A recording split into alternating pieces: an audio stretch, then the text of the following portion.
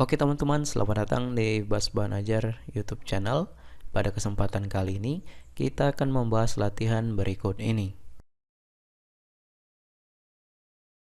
Tetapi, sebelum kita masuk ke pembahasan video, saya akan mengajak teman-teman untuk terlebih dahulu mengklik tombol subscribe pada channel ini dan nyalakan loncengnya, lalu klik like pada video ini jika kalian merasa terbantu. Oke, langsung saja kita masuk ke pembahasan videonya.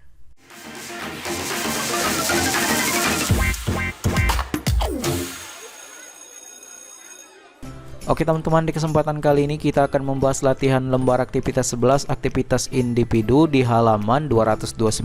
Ini pertanyaannya. Kemudian lembar aktivitas 12 aktivitas kelompok di halaman 230. Ini pertanyaannya di buku paket IPS untuk SMP kelas 7 semester 2 kurikulum merdeka. Langsung saja kita baca dari lembar aktivitas 11 terlebih dahulu.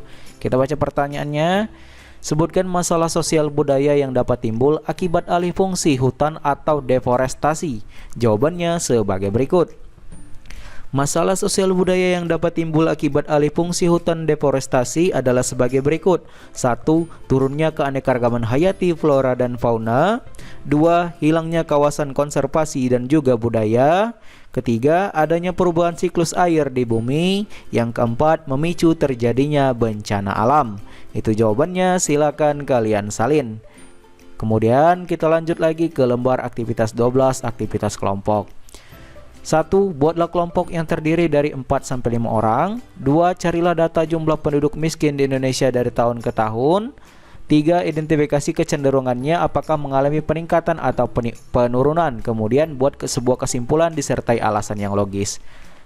Oke, langsung saja jawabannya sebagai berikut.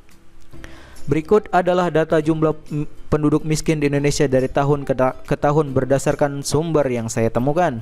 Pada tahun 2015, jumlah penduduk miskin di Indonesia mencapai 28,59 juta.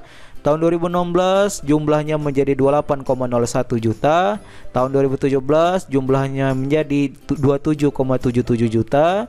2018 jumlahnya 25,95 juta. 2020 jumlahnya 26,50 juta. Pada Maret 2022 jumlah penduduk miskin di Indonesia berjumlah 26,16 juta orang. Nah, itu jawabannya. Dari data di atas tampak bahwa jumlah penduduk miskin di Indonesia cenderung menurun dari tahun 2015 hingga 2018. Namun pada tahun 2020 terjadi peningkatan jumlah penduduk miskin. Meskipun demikian pada Maret 2022 jumlah penduduk miskin kembali menurun. Itulah jawabannya. Ternyata menurun, ada siklusnya.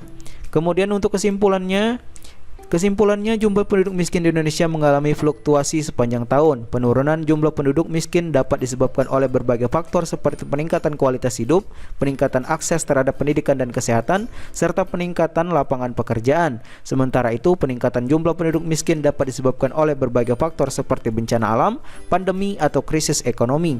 Oleh karena itu, upaya penanggulangan kemiskinan harus dilakukan secara berkelanjutan dan melibatkan berbagai sektor.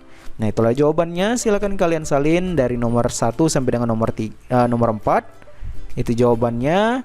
Setelah itu, setelah membuat kesimpulan, kalian kumpulkan kepada guru dan diperiksa, kemudian presentasikan di depan kelas. Oke teman-teman, mungkin sampai sini saja untuk pembahasan singkat kali ini.